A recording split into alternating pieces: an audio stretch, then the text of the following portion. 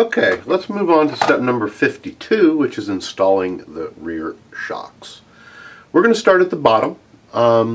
There are two different mounting positions for the shocks, or I believe you can actually put dual shocks on here if you would like to do that. And that's what the two different positions here are for. We are going to mount our shocks into the forwardmost. This is the rear of the vehicle. We're going to mount them into the forwardmost. There's a little opening enlargement here. You're going to take the shock and set it down on there, and actually it will slide down into the mounting hole area. It's kind of hard to see it on camera, but if you push it in there, it will very easily slide in. At that point, we're going to take one of the screws, get that lined up and push it through, and put a nut on.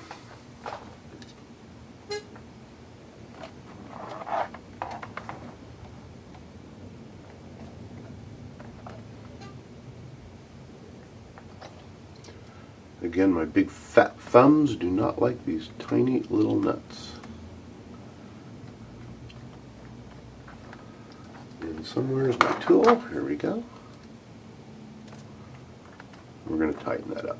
Now the directions are showing that you can put the second little swivel retainer in the rear hole there and put a screw through there and hold it on, but I'm really not seeing any structural reasons to do that.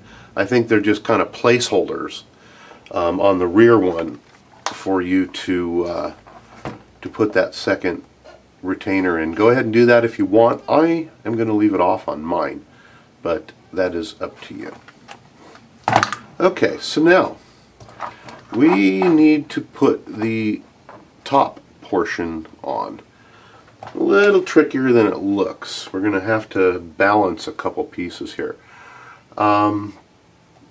First off, remember the part that was falling off on our shock? We're going to need to install that back in, and it's not going to stay.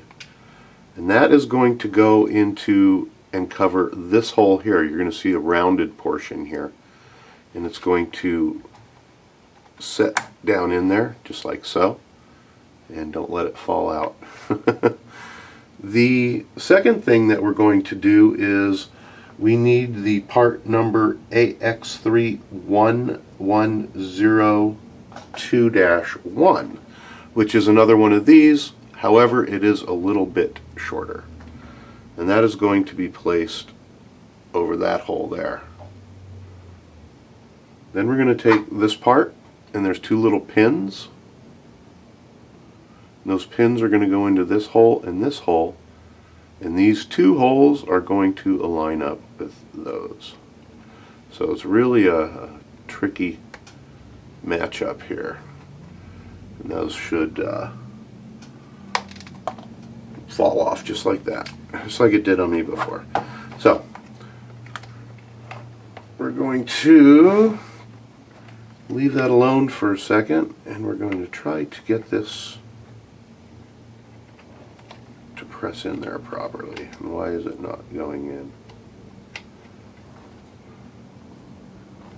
Actually, it is going in. Okay.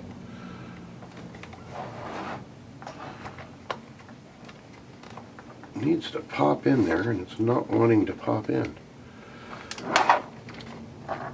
Let me put a few parts aside, move the shock out of the way, and let's test fit this part, because it's not going in the way it should.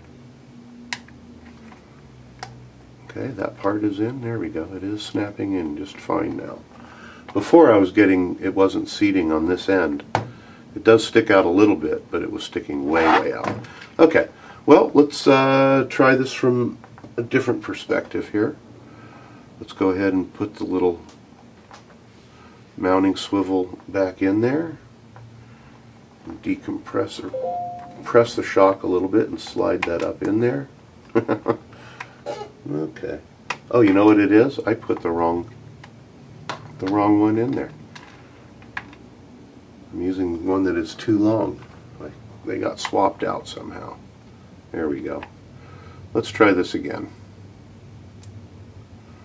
Okay, so we're going to lay this one down over this hole and drop it again. Let's try it again. There we go. I can see now that that's flush. That's what the problem was. So we'll drop the longer one down here, put it on there, put this piece on. Got to line up the little nubby holes. There we go. Now it's all fitting in there just right. Okay, we're going to drop a couple screws in, hold it in place. There we go. We're rocking now.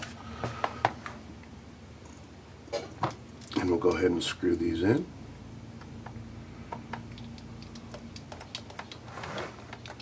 That's how it's done. Okay. Yeah, my problem is that I swapped around the two swivels. One is longer than the other, and I was putting him in the wrong place. The longer one goes on the one without the shock. There we go. And that is how we mount the shocks. Okay, and again I'm leaving the empty portion here. You can put that in there and put the nut and the screw in there. It's certainly not going to hurt anything, but at this point I just don't know how it's going to help anything. So that's the way it is. Here's the rear. Make sure that everything works well and nothing is binding up. A lot of travel on that rear. There we go. Okay. Sorry about the troubles there, but yes, we got it done. The next several steps here, 53, 54, 55, and 56 are all building the body and painting the body. Not doing that on camera. Quite honestly, I suck. I'm going to do a one color paint job and use some stickers, and we will come back and you're on your own for that. There's plenty of resources on the internet on how to paint bodies and do your detailing for all this. The directions are very simple to put the head together and the helmet, not a big deal, and we'll come back and revisit the lighting once my body is done and painted. And then of course you have all the decals here, which quite honestly a single color paint job, put the stickers on and it's going to look wonderful. So we're now going to move on to the next step, which is step number 57. Alright, let's move along here to step number 57. We're going to start on the bottom here. You'll have to open up your last plastic bags bag, and then you will also need to open up the bag H with the screws and whatnot in there. So go ahead and get those open for this next step. We're going to take part number 3117-2, which is this unit here, and let's take a look at it. Has a pointy portion towards the front, as we see here, so we're going to hold it the pointy in this direction. And as well, you're going to see on the bottom, this little hole area is flush with the front, and on this portion there is an indentation where the screw goes in. The indentation where the screw goes in is going to go towards the top as we put this together. This part right here is pretty self-explanatory. It's going to fit right in here, and we're going to screw it on. If you take a look, the little bevel right here matches up with the front of the cage unit. We're going to now use one of the screws that has the more aggressive threads. It's not a machine screw, it's a plastic screw. I'm going to go ahead and put that one in. It's pretty straightforward. One screw, You'll notice too that the plastics that we're using now are softer than the other ones, a little bit more flexible for the roll cage. As you're trimming all the pieces and parts off of this, make sure you get all your little spars and stuff off of there. There are a lot of pieces attached to this, so that's what this looks like at this point. Let's move on to the light bar and the rack, whatever portion. I think that's like a rear support for the cage here, or it could be a front. I haven't looked that far. There we go. It looks like it is a front support. Okay. Unlike the previous kits, the lenses and the LED holders did not come in this kit for the light bar. I think that's all purchased separately. You can purchase their LEDs to go in there, and then they have the lenses that can go over the front, and then the little wire holders can probably be purchased in a kit, I would assume. I have not looked. So, okay. Let's start off on the bottom here. Okay, this piece jogs up here in the back, or is that the front? I don't know. Has a part that jogs up, and we're going to hold that in this position here. The little body posts, and these are swivels actually, which will allow the body to be rotated up on the model, are going to press in as we're holding it like this. Let's go ahead and turn it over, and the little round nub here is going to slip into the hole, and we're going to line up the screw holes there, and we're going to use the machine screw to fasten that in. We're going to do that on both sides.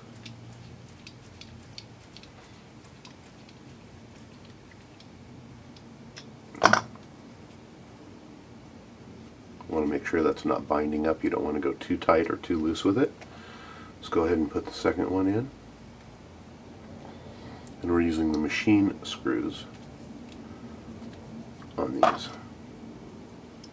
Now we're going to attach the light bar. Pretty simple task.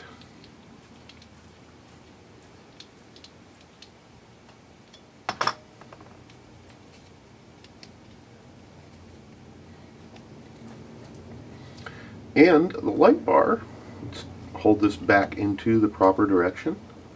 It's going to be like this. Again, you can see the jog. And we're going to put the light bar on.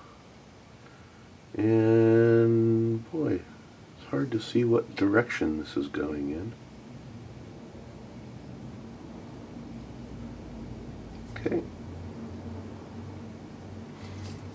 Looks like it goes in this direction here. And the holes are going to line up on the bottom. Just like so. We will go ahead and put those in. It's funny, I don't know the front of the car from the back of the car yet as for building this. I have not looked that far ahead in the directions. We build these live. We don't set up the parts. We don't test fit things. I'm just building. And quite honestly, this is I've driven the Yeti, but not really my Yeti. And I haven't taken that close of a look or worked on one before, so this is pretty much blind for me here. Okay, so we've got those in. Now, it looks like we've completed step number 57. We're going to move on to the next step.